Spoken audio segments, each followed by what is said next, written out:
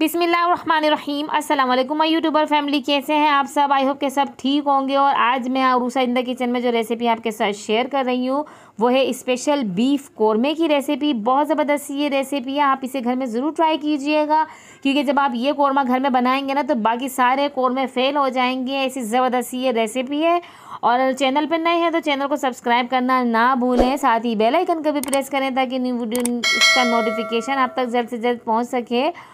और आपने video and तक देखनी है, बिना स्किप किए, कोई चीज़ आपने मिस नहीं करनी है, क्योंकि जब आप कोई चीज़ मिस कर देते हैं ना तो ऐसी चीज़ नहीं बनकर तैयार होती है जैसी रेसिपी में होती है। तो और मुझे कमेंट में बताना है कि आपको कैसी लगी मेरी वीडियो, और अपने फ्रेंड्स एंड फैमिलीज़ के साथ शेयर कीजिएगा इसको। चलें रेसिपी स्टार्ट करते हैं।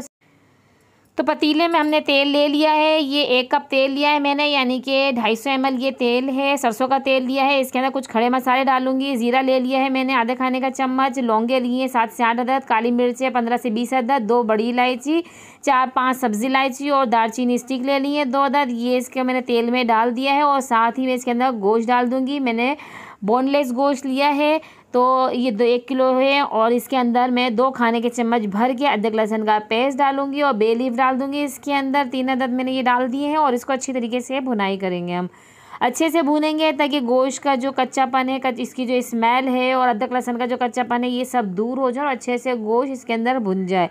और गोश्त का कलर भी जब चेंज हो जाएगा और सारा पानी इसका ड्राई हो जाएगा तो इसके अंदर हम स्पाइसेस डालेंगे। पिसी हुई लाल मिर्च 1.5 खाने का चम्मच, धनिया पाउडर 1.5 खाने का चम्मच, ये सौंफ का पाउडर ले लिया है, ये 1.5 चाय का चम्मच, 1 चाय का चम्मच हल्दी पाउडर लिया है, नमक टेस्ट के हिसाब से, और कश्मीरी लाल मिर्च 1 खाने का चम्मच इसके अंदर डालेंगे ताकि अच्छा सा कलर आए।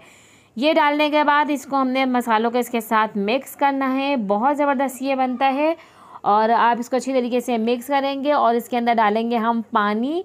पानी हमने इसमें इतना डालना है कि जितनी देर में ये गले उसके हिसाब से हमने पानी डालना है।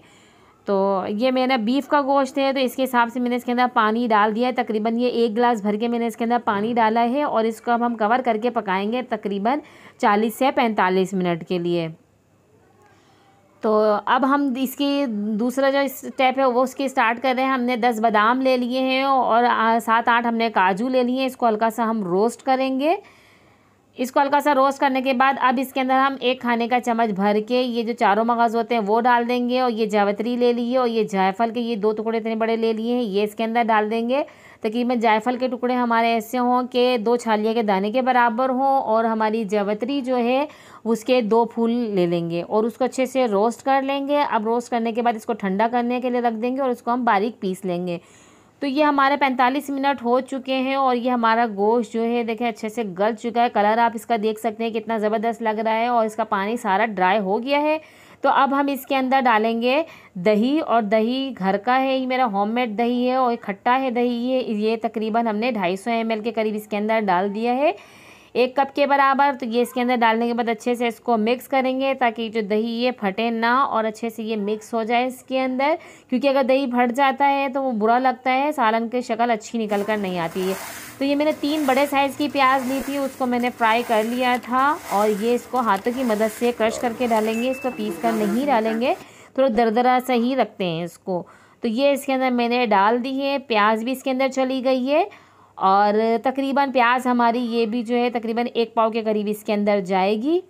तो ये डाल दिए इसके अंदर, अच्छे से इसको मिक्स किया है मैंने। अब इसके अंदर जो मैंने मसाले पीसे थे, काजू बादाम, और वो रेसिपी थोड़ी सी मिस हो गई है, वीडियो हमारी ऑफ हो गया था कैमरा, तो वो मैंने इसके अंदर डाल दिया है और इसको मैंने अच्छी तरीके से मिक्स कर दिया है। आप इसकी रंगत देख सकते हैं कितनी ज़बरदस्त लग रही है, खुशबू तो बहुत ही अच्छी उठ कर आ रही है इसके अंदर, क्योंकि जायफल और जावित्री जब रोस्ट करके डालते हैं ना तो उसकी भी खुशबू बिल्कुल अलग ही निखर कर आती है।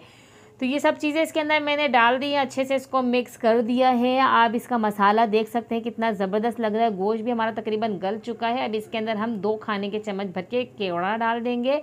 आपके पास बिरयानी को वो एसेंस हो तो आप एसेंस भी डाल सकते हैं इसके अंदर। तो ये डालने के बाद मैंने अच्छे से इसको इसके किनारे पतीली के साफ़ कर दिए, मिक्स कर दिया है। अब इसके अंदर हम डालेंगे पिसा हुआ गरम मसाला, क्योंकि अभी तक मैंने पिसा हुआ गरम मसाला यूज़ नहीं किया था। तकरीबन 1 चाय के चम्मच के करीब इसके अंदर हम पिसा हुआ गरम मसाला डाल देंगे ऊपर से, और कवर करके 2 मिनट के लिए इसको पकाएंगे। तो ये 2 मिनट हो चुके हैं। देखें रोगन सारा ऊपर आ गया है, कौरमा बिल्कुल हमारा रेडी हो गया है। कलर भी आप इसका देख सकते हैं, मसाला भी बहुत ज़बरदस्त है इसका बनकर तैयार हुआ है और खुशबू तो इतनी अच्छी आ रही है कि बस अब सब्र नहीं हो रहा है कि बस जल्दी से खा लूँ मैं इसे। इतनी ज़बरदस्त सी भूख लग गई है अब मुझे। और इसके ऊपर अदरक कट करके डालें और खाएँ, बहुत अच्छा बनता है ये कौरमा। इस रेसिपी से बनाकर देखें आप, घर वाले बहुत ज़्यादा शौक से खाएंगे, उंगलियां चाटते रह जाएंगे।